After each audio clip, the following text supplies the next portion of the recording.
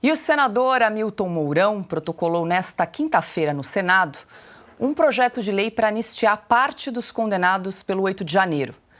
Pela proposta, serão anistiados apenas os condenados pelos crimes de golpe de Estado e de abolição violenta do Estado Democrático de Direito.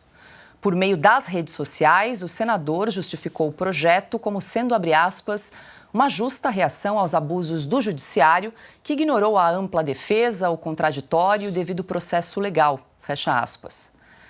De acordo com o texto, os manifestantes condenados por depredar o patrimônio público e por associação criminosa não estão incluídos no pedido. Silvio Navarro, quero te ouvir a respeito aí desse projeto de lei apresentado pelo senador Hamilton Mourão, pedido de anistia dos condenados pelo 8 de janeiro. Salvo engano, foram 12 já condenados com penas que variam aí de 12 a 17 anos de prisão. Penas duras, altíssimas, né, Silvio? Duras, altíssimas, desproporcionais, penas que estão sendo impostas num atropelo do devido processo legal, e nós temos chamado aqui a atenção, praticamente uma voz única na imprensa brasileira, chamando a atenção para esse atropelo constitucional, atropelo do Código de Processo Penal e principalmente um desrespeito à advocacia, lembrando que a maioria dos ministros da Suprema Corte é egressa da advocacia, um desrespeito. Plenário virtual. O defensor sequer consegue olhar nos olhos do magistrado que vai sentenciar o réu. Réus, a maioria também, pessoas muito humildes. Hoje tivemos a condenação de uma faxineira, nós já mostramos aqui pessoas idosas, que têm cuidadores de pessoas com deficiência, de netos, penas de 17 anos. Pessoas que cometem crimes hediondos na rua todos os dias pelo Brasil não são penalizadas dessa forma. Sequestradores, assassinos, traficantes de drogas, não. Mas esse pessoal que participou dos atos do dia 8 de janeiro, numa tarde que terminou de uma forma que ninguém gostaria, tem recebido essas penas. E outros tantos já estão cumprindo pena, porque, afinal de contas, mesmo sem o trânsito em julgado das ações, estão com tornozeleiras eletrônicas em suas casas, confinados e passando pela humilhação diária nas suas cidades, pelos rincões do país, de ter de andar com uma tornozeleira eletrônica, sendo que naquela mesma cidadezinha sabe-se que tem bandido na rua, livre e solto. Pois bem, dito isso, também queria acrescentar que é válida essa iniciativa do senador Hamilton Mourão para que o Congresso também dê uma resposta ao Poder Judiciário que cruza a Praça dos Três Poderes o tempo inteiro para legislar. Então, o recado que o Congresso passa é um recado de vamos colocar a coisa no seu devido lugar. Todos sabemos, com as cenas que o Brasil assistiu, que houve baderna, nas palavras do ministro José Múcio Monteiro, ministro da Defesa, que houve vandalismo. E as pessoas que atiraram uma única pedra, que picharam, que quebraram um relógio, seja lá o que for, elas devem ser penalizadas por isso. Pelo vandalismo, pela baderna. E não por um golpe fantasioso, não pela narrativa de um golpe sequer documentado, inclusive pela própria Comissão Parlamentar de Inquérito, que terminou nesta semana com uma peça de ficção, um relatório patético, que não conseguiu documentar um golpe. E o Supremo Tribunal Federal também não conseguiu. Não houve a devida individualização da conduta. Pessoas foram penalizadas, por exemplo, sendo que há materialidade em relação a um caso, mas não há outro. Não há imagens de quebradeira, de baderna relacionada a uma pessoa condenada a 14 anos de cadeia, mas há em relação a outra. E por que foi tomada essa régua? Porque, segundo o ministro Alexandre de Moraes, bastava estar naquela turba para ser condenado em bloco, em lote de homens e mulheres. Uma excrescência jurídica que no futuro será lembrado como uma aberração jurídica tomada pelo Supremo Tribunal Federal.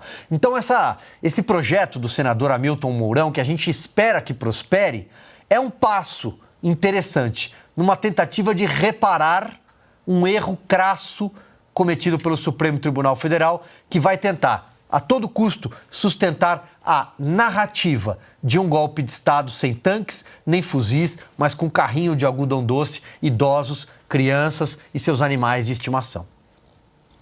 Pois é, Augusto, medida importante essa do senador Hamilton Mourão, né, que apresentou esse projeto de lei de anistia dos condenados pelo 8 de janeiro. Seria uma forma de reparar os abusos cometidos aí pelo Supremo, ainda que não seja possível, né, Augusto, voltar no tempo para compensar o período que essas pessoas foram privadas da liberdade, né, por meses, privadas do convívio com a família, com filhos, com familiares, enfim.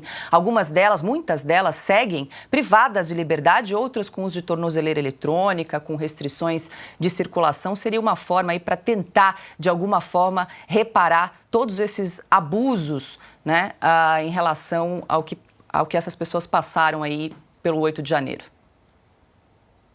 Olha, se não fossem desprovidos de juízo, Paula, os ministros do Supremo seriam os primeiros a tentar convencer o Alexandre de Moraes a encampar essa tese.